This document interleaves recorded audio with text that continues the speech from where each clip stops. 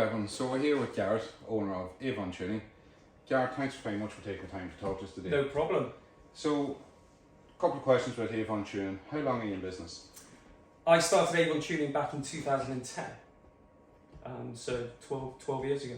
Very good. And was it just yourself initially? Yeah, just started mobile tuning, started on a part-time basis. I was working full-time as an engineer at the time, but went full-time in about 2012.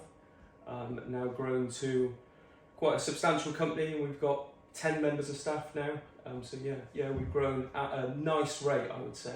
Excellent. And I know when we, as a company in McEwen Auto Services, when we went to look at different options for tuning, we went around different garages, we spoke to a lot of people across the UK, and Avon Tuning came as recommended as the #1 for backup and service. Yeah. So what's the difference that you find? What if you were to sell Avon Tuning? I know you have a lot of maps, or you have a lot of agents worldwide. Yeah, with 250 agents worldwide at the moment. So yeah, what makes us different? I think one of the key elements is, of course, we sell a good product. We test and develop all maps in-house with a four-wheel drive dim sport rolling road. We also have a tractor dyno as well, because we're quite big in the tractor and plant tuning industry now. We have 3 in-house file writers, so software engineers. But one of the things that makes us different, I think, is everyone that works here is also a qualified technician. So the guys writing the software are also technicians, so they understand the mechanical workings of an engine as well as how to tune it. So being good at software and being good at actually mechanically working on vehicles is quite a rare thing to find. Even our sales guys, so Stephen and Nathan, who work on the front desk, I mean, they're qualified technicians. They don't work on vehicles anymore, but when they're talking to customers, they know what they're talking about because they're actually qualified technicians. So I'd say that's key. We all have passion. We all want to do the job correctly. So I think those are the sort of main benefits.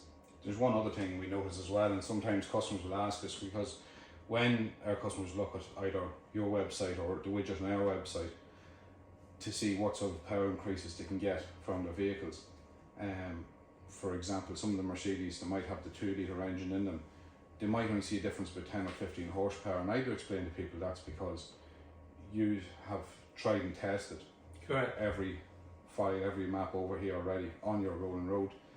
And I do explain to people the difference with Avon Tuning, as some other tuners will quote crazy figures and just could potentially damage an engine. Yeah. But what I do find is any device, we've had a 100% success rate with working with yourselves. We've had no problems, no customers coming back. Everyone's been very happy. Very happy with the product, and when our customers are happy, we are happy, and hopefully that makes you happy too. Yeah. But why do you feel that in some instances, like if your Dex 5, which we had ourselves, we see an increase from 256 horsepower to 310. 3 litres nice, but some of the 2 litres to 1.6s, a more moderate increase. Yeah. And that's, you're sort of staying safe.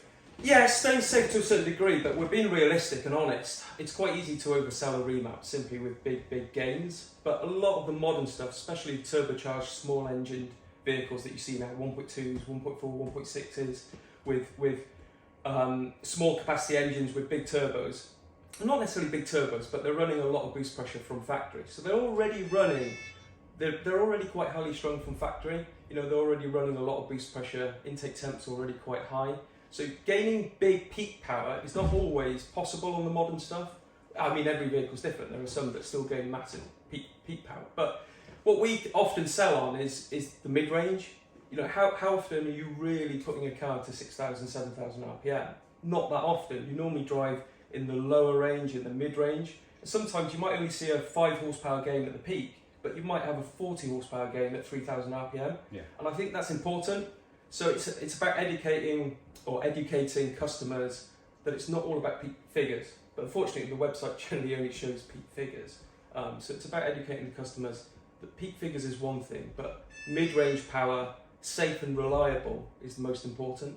I think that's a very good point you made there as well, because one thing I've noticed myself, any of our own personal vehicles that we've had remapped through ourselves, 4 power, drivability is clearly a key Yeah. factor when you're editing these files and you're constructing them, and Yeah. you definitely notice it throughout every file, because there's some people who say, oh, I had a car map before and there was more power top end, and as you said, like, how often are you going to be a top end? Like, drivability is key.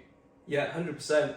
I think what a lot of people don't realise, you can have two maps, one will produce 200 horsepower, the other will produce 200 horsepower, but they'll drive in a completely different way. Yeah. That's how you deliver the power, it's the mid-range, the torque delivery, and it's about making it fun and aggressive, because everybody likes to put their foot down and wow, you know, get kicked back in the seat, but it's also about making it safe.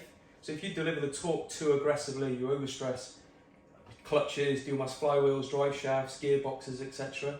If you make it aggressive, so it's fun but smooth as well, that's sort of the ethos we take. So yeah.